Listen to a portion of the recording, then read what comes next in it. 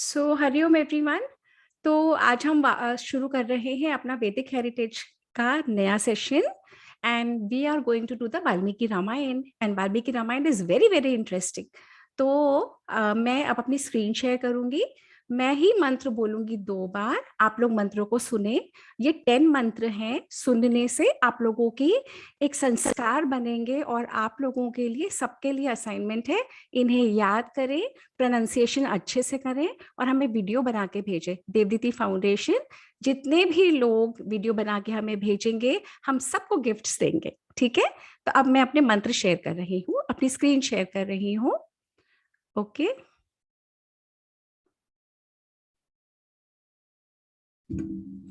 एक बार आप मुझे इंडिकेशन दीजिएगा, आप लोगों को दिख रहा है ना?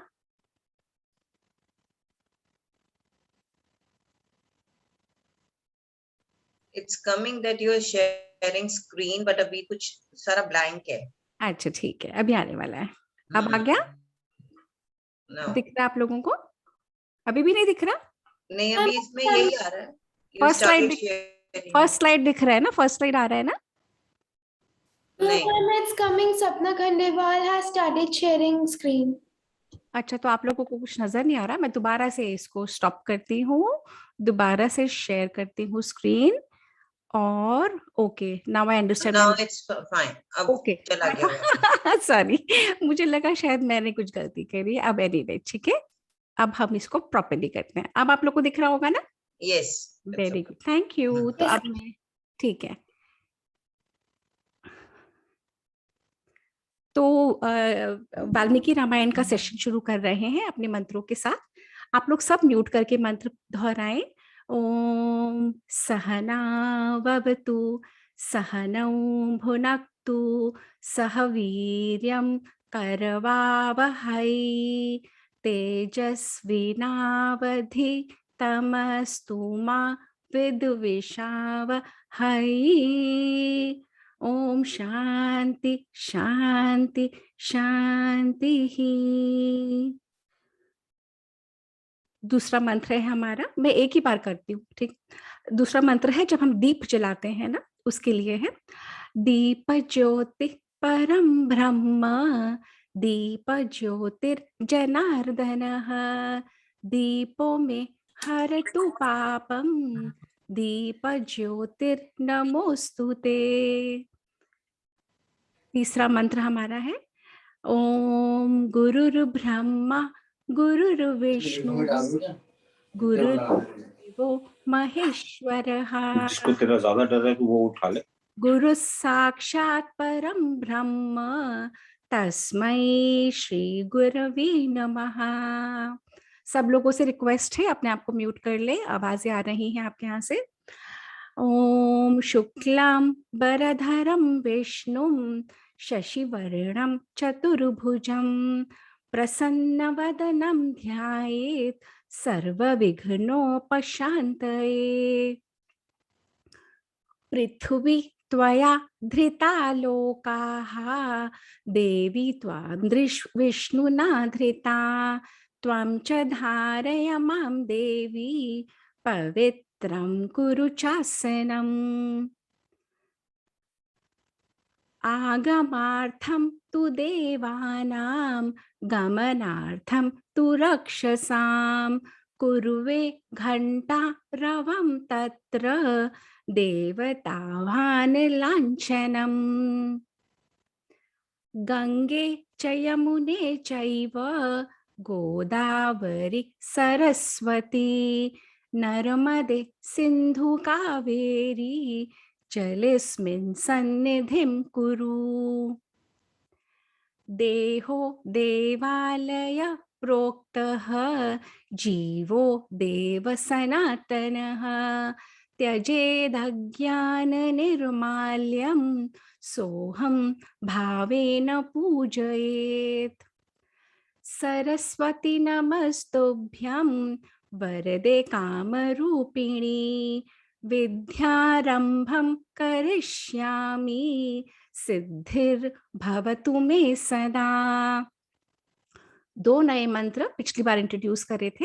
ये हर सुबह जब आप उठते हैं अपने सबसे पहले आप अपने हाथों को देख के और ये मंत्र बोलेंगे, और अपना पैर पहली फर्श पे रखने से पहले मंत्र अगला वाला बोलेंगे। कराग्रे वसते लक्ष्मी, कर मध्ये सरस्वती, करमूले स्थितो ब्रह्मा, प्रभाते कर दर्शनम। समुद्रवसने देवी, पर्वत स्तन मंडले, विष्णुपत्नी नमस्तुभ्यं, पादस्पर्शम क्षमस्व मे। मैं इन मंत्रों के मीनिंग्स कई बार समझा चुकी हूँ, तो जिन लोगों को भी चाहिए वो मेरे पुराने वीडियोस को देख के यूट्यूब चैनल के ऊपर है, और आप सब लोगों को लाइक शेयर और सब्सक्राइब जरूर करना है, वहां से आप इनका मीनिंग्स ले सकते हैं, है ना। तो अब हम स्ट्रेट डाइव करते हैं वाल्मीकि रामायण में। पिछली बार वाल्मीकि रामायण का सेशन नंबर 0 था, आज सेशन नंबर 1 है। पिछली बार हमने देखा था कि वाल्मीकि जी को रामायण क्यों लिखनी पड़ी, और ऐसा क्या था, रामायण है क्या, और राम कौन है, और क्या ये फैक्ट है या फिक्शन है, क्या ये माइथोलॉजी है या ये हिस्ट्री है, इतिहास है, ये है क्या। तो पिछली बार हमने बहुत सारा एनालाइज करा था, और हमने देखा था कि जो हमें कॉलोनाइजर्स, जो अंग्रेज थे, उन्होंने हमें हमारे ही कल्चर के बारे में बहुत सारी चीजें माइथोलॉजी बता दी थी। माइथोलॉजी मतलब जो झूठ होती है, मतलब जो रियल नहीं है। परंतु जब हम अपने शास्त्रों का, अपने ग्रंथों का अध्ययन करते हैं, यानी जब हम पढ़ते हैं, तो हम ये रियलाइज करते हैं कि ये तो हमारी हिस्ट्री है। ये तो हमारे हिस्ट्री भी इंग्लिश वर्ड है, अंग्रेजों का दिया हुआ। हमारे कल्चर में इसको इतिहास बोलते हैं, इतिहास, ऐसा ही हुआ था। और पिछली बार हमने ये भी देखा था, हिस्ट्री का मतलब होता है हिज स्टोरी, यानी किसी और ने किसी और की स्टोरी को सुना और फिर लिखा, फिर लिखा, फिर लिखा, ऐसे करके वो हम तक आई हिस्ट्री बन के, हिस्टोरी बन के।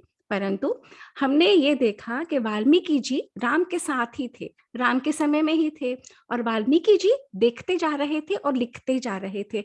और वाल्मीकि जी को ये किसने वरदान दिया, स्वयं ब्रह्मा जी आए थे और नारद मुनि, और उन्होंने उन्हें एक डिवाइन साइट ही दी। जैसे मैंने आपको पिछली बार बताया था कि अब हमें टेक्नोलॉजी चाहिए कि हम इसके माध्यम से बात कर सकते हैं, परंतु जस्ट इमेजिन कि हमारी अपनी बॉडी और हमारी अपनी ब्रेन वो डिवाइस बन जाए जहाँ पे हमें सब कुछ दिख जाए, जहाँ पे हमें ये नहीं करना पड़े, हमें कोई एक्सटर्नल एड नहीं हो। तो हमारे जो ऋषि थे, हमारे जो वो बहुत बड़ी साइंटिस्ट ऑफ ओल्डन एज थे, तो उनमें वो पावर थी। हमारी टेक्नोलॉजी इतनी एडवांस थी, इतनी पावर थी इसमें, they did not need an external device. तो वाल्मीकि जी को ब्रह्मा जी ने वरदान दिया, और वाल्मीकि जी सब देखते गए और राम के बारे में लिखते चले गए। राम की लाइफ, सीता की लाइफ, हनुमान की लाइफ। तो रामायण, राम का अयनम, राम की जर्नी, अयनम मतलब जर्नी, है ना। तो राम की जर्नी, तो राम कौन थे, राम ने क्यों यहाँ पे आए, राम की क्या जर्नी थी, और अगर कुछ भी हमें करना है तो उससे हमें क्या मतलब, अगर हमें कोई लर्निंग मिलती है, कोई सीख मिलती है। जो हम लोग हिस्ट्री पढ़ते हैं स्कूल में, उससे हमें बहुत लर्निंग नहीं मिलती, हमें ये नहीं मिलता कि हमें अपनी लाइफ कैसे लीड करनी चाहिए, परंतु हमारे इतिहासों में वो लर्निंग मिलती है कि हम क्या कर सकते हैं अपनी लाइफ को वहां पे ले जाने के लिए, हाईएस्ट पोटेंशियल पे पहुंचने के लिए। तो इसीलिए हम इतिहास में, रामायण में राम की लाइफ स्टडी करते हैं, और महाभारत में हम कृष्ण की लाइफ स्टडी करते हैं। हमारी संस्कृति में कहते हैं कि राम और कृष्ण स्वयं भगवान है, और इस धरती के ऊपर, अर्थ के ऊपर मनुष्य का, ह्यूमन बीइंग का रूप लेके आए हमें सिखाने के लिए। तो हम लोग बहुत लकी कल्चर हैं, क्योंकि हमारे यहाँ भगवान खुद आ जाते हैं, खुद आके और हमें सिखाते हैं। और हम सब लोगों को कोई हीरो फिगर चाहिए होता है ना, जैसे बच्चे आप लोग सुपरमैन, बैटमैन सब लोग देखते हो ना, तो हमारे कल्चर का सबसे, हमारे कल्चर नहीं पूरे वर्ल्ड का सबसे बड़ा सुपर हीरो है हनुमान। हनुमान, है ना। तो हनुमान हमारे वर्ल्ड का सबसे बड़ा सुपर ह्यूमन बीइंग है, जिससे हम बहुत कुछ सीख सकते हैं। तो अब मैं अपनी स्क्रीन स्लाइड शेयर कर रही हूँ कि वाल्मीकि जी ने रामायण क्यों लिखी, है ना। हम उससे शुरू करते हैं। Okay, give me a second. दिख रहा है आप लोगों को?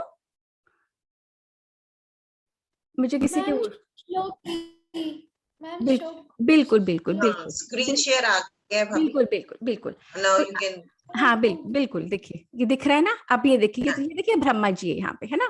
ब्रह्मा जी के हमारे यहाँ 3 हेड्स हैं, एक्चुअली 4 हेड्स है, एक पीछे भी होता है उनके, है ना, क्योंकि उनमें इतनी नॉलेज, इतना विजडम है.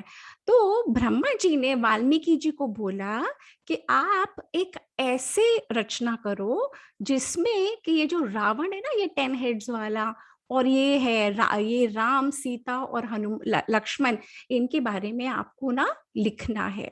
तो हुआ क्या था उससे पहले, ये है अभी, उससे पहले नारद मुनि ना, जो हम लोग सुनते हैं ना, नारायण नारायण करते करते आते हैं, है ना, देखा भी होगा टीवी में. तो नारद मुनि से एक बार, ये है नारद मुनि, ये भगवान का नाम लेते रहते हैं, और ये है वाल्मीकि जी.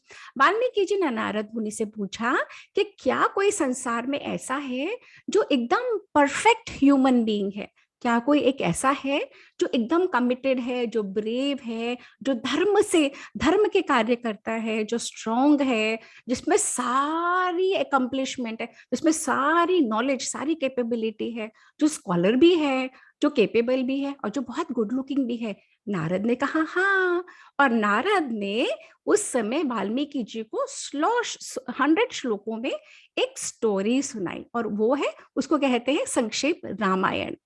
उसके बाद क्या होता है, वाल्मीकि जी और नारद जी कहते हैं, वो करते करते शाम बीत गई.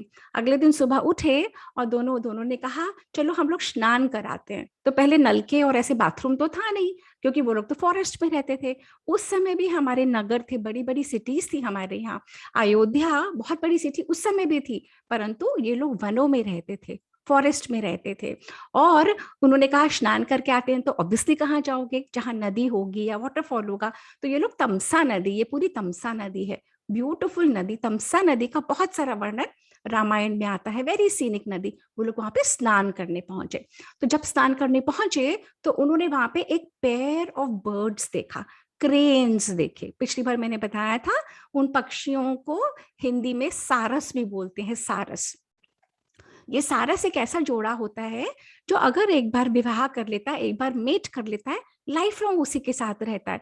आज इसके साथ, कल उसके साथ, कल उसके साथ नहीं करता, एक ही मेट को बनाता है और लाइफ लॉन्ग. तो वाल्मीकि जी ने देखा कि एक हंसों का, सारसों का जोड़ा, क्रेन्स का जोड़ा, जो साइबेरिया से माइग्रेट करके आते हैं, वो क्रेन्स का जोड़ा वहां पे खेल रहा था आपस में. देवर विथ ईच अदर, जैसे कपल एक दूसरे के साथ होते हैं ना, वैसे कर रहे थे. तो उतने में क्या देखा वाल्मीकि जी ने कि एक हंटर की एरो आई, और हंटर की एरो आई और मेल सारस को लग गई, और इतने जोर से उसको, उस हंटर के एरो ने करा कि वो जो एक मेल वाला था वो मर गया, गिर गया, सारा ब्लड हो गया. देखो इतना सारा ब्लड यहाँ पे हो गया, और वो जमीन पे गिर गया. अब जैसे ही वो जमीन पे गिरा तो ये फीमेल सारस, फीमेल क्रेन जोर जोर से रोने लगी, जोर जोर से रोने लगी, इतने जोर से रोने लगी कि वाल्मीकि जी इमोशनली इतने अपसेट हो गए. और वाल्मीकि जी के मुंह से वो हंटर को देख के वाल्मीकि जी ने उसको शाप दिया. शाप मतलब कर्स, जो इंग्लिश में बोल देते हैं ना, कि तुमने बहुत गलत काम किया, तुम्हारे साथ कुछ खराब होगा टाइप्स, ऐसा कुछ उन्होंने बोला. तो वाल्मीकि जी के मुंह से जो निकला था, वो जो उनके मुंह से वर्ड्स निकले थे, वो एक पर्टिकुलर मीटर में निकले थे, एक पर्टिकुलर वर्ड्स निकले थे संस्कृत के शोक में. शोक किसको कहते हैं, एक्सट्रीम ग्रीफ को. वाल्मीकि जी बहुत अपसेट हो गए थे. यहाँ पे ये देखो, ये सारस मर गया है, इसको ये हंटर की एरो लग गई है. वाल्मीकि जी ने उस हंटर को बोला, माम निशात प्रतिष्ठाम त्वम आगम शाश्वती समाहा यत क्रौंच मिथुनादेकम अवधि काम मोहितम. उसने, वाल्मीकि जी ने कहा, हे निषाद, हे हंटर, जो तुमने ये कार्य करा है, जीवन भर तुम इसका पछतावा करोगे. तुम्हें कोई रेस्ट नहीं मिलेगा, तुम्हें कोई प्रतिष्ठा, कोई फेम नहीं मिलेगी, क्योंकि तुमने एक जोड़े में से एक को मार दिया है, जिसको पता भी नहीं था कि कोई उसको मारने आ रहा है. और तुमने इतना गलत काम करा है कि तुमने एक जोड़ा, एक जो कपल था, क्रौंच का, उसको हिंदी में, संस्कृत में क्रौंच भी बोलते हैं, हिंदी में सारस, क्रौंच के जोड़े को तुमने एक को अलग कर दिया, एक को मार डाला। और वाल्मीकि जी इतने परेशान इसलिए भी हुए क्योंकि वो क्रॉन्च में जो फीमेल थी ना, क्रेन, इतनी जोर से विलाप कर रही थी, रो रही थी, और वाल्मीकि जी के मुंह से ये शाप निकला। अब वाल्मीकि जी मुंह से शाप निकल तो गया, पर वाल्मीकि जी ने कहा, ओहो, ये मुझसे क्या हो गया, मेरे मुंह से ये शाप निकल गया। तो उन्होंने ये वाली बात और ब्रह्मा जी को बताई, ये यहाँ पे आते, ये ब्रह्मा जी को बताई, ब्रह्मा जी को कहा कि ओहो, मुझसे ये क्या हो गया, मेरे मुंह से ये शाप ऐसे बोल निकल गए। तब ब्रह्मा जी ने कहा था, आप बिल्कुल परेशान मत हो, ये जो आपके मुंह से ये प्रथम शोक निकला है, ये श्लोक निकला है, ये जो फर्स्ट, ये इसको हम श्लोक बोलते हैं, और ये पूरी दुनिया, पूरे संसार का पहला श्लोक है। और अब इसी श्लोक के आधार पर आपको पूरे एक ग्रंथ की रचना करनी है, आपको इतिहास लिखना है। तो उन्होंने कहा, अच्छा, किसका इतिहास लिखना है? तो ब्रह्मा जी ने कहा, सोचो। फिर ब्रह्मा जी ने जब कहा सोचो, तब उनको नारद जी मिले, और नारद जी फिर यहाँ से आते हैं। तब नारद जी से उन्होंने पूछा, मैं किसके बारे में लिख सकता हूँ? तो नारद जी ने कहा, क्यों, आपके ही सामने तो इतना गुणी एक व्यक्ति है, इसमें सब कुछ है, ये जो राम है ना, ये दशरथ के जो बेटे हैं, इनसे बढ़ के आपको किसी का जीवन नहीं मिलेगा लिखने के लिए। तो ये हुआ कि नारद मुनि ने वाल्मीकि जी को कहा, किसके बारे में लिखो। अच्छा, अब हम चलते हैं, कहाँ चलते हैं? अब हम चलते हैं वहां पे जहां पे अधर्म बढ़ता चला जा रहा था, जहां पे इतने ज्यादा गलत काम हुए जा रहे थे कि जो संसार है ना, नॉर्मल चल ही नहीं पा रहा था। अब आप बच्चे बताओ कि जब से आप लोगों ने स्कूल जाना शुरू करा है, तब से ये कोरोना की प्रॉब्लम चल रही है। तो जो बच्चे पहले स्कूल जाते थे, जो बड़े बच्चे हैं, उन्हें तो पता है कि स्कूल में कितना कितना कुछ होता है, हम सीखते भी हैं, खेलते भी हैं, फ्रेंड्स भी बनाते हैं। पर जो बच्चे कभी स्कूल ही नहीं गए, जैसे ये 3 years या 4 years ओल्ड है, 5 year ओल्ड, इन्होंने जब से एजुकेशन में आना चाहा, कोरोना लग गया, इनका सब कुछ ऑनलाइन हो गया। कितने सारे बच्चों को तो पता ही नहीं कि स्कूल क्या होता है ना। उस तरीके से एक समय ऐसा आया था अपने देश की हिस्ट्री में, जब अधर्म बहुत बढ़ गया था, जब प्रॉब्लम्स बहुत बढ़ गई थी, जब इतने सारे गलत लोग समाज के साथ बहुत गंदा काम करते थे। जो लोग प्रे करना चाहते थे, पूजा पाठ करते थे, तपस्या करते थे, इतने सारे राक्षस आ गए थे, और वो ऋषियों को, तपस्वियों को तंग करते थे। वो सपोज अगर आपको कोई तंग करता जाएगा रोज, जो आप करना चाहते हो नहीं करने देगा, आपको कैसे लगेगा? नहीं अच्छा लगेगा ना। ऐसे ही इतने सारे उस समय राक्षस हो गए थे, और राक्षस बहुत स्ट्रांग हो गए थे, बहुत पावरफुल हो गए थे। अब जब राक्षस इतने स्ट्रांग हो जाएं, तो ऋषि महात्मा सब इतने परेशान हो जाते थे, हम क्या करें, हम क्या करें, ये राक्षस हमें कुछ करने ही नहीं देते। और ऋषि मुनि महात्मा तो पूजा पाठ में करते थे, बच्चों को पढ़ाते थे, गुरुकुल चलाते थे, बहुत अच्छे कामों में समाज को जोड़ने का काम करते थे। पर ये राक्षस सब कुछ डिस्ट्रॉय करते थे, सब कुछ डिस्टर्ब करते थे। तो सारे ऋषि मुनि मिले, और वे लोग गए भगवान के पास। पहले गए शिव जी के पास, शिव जी से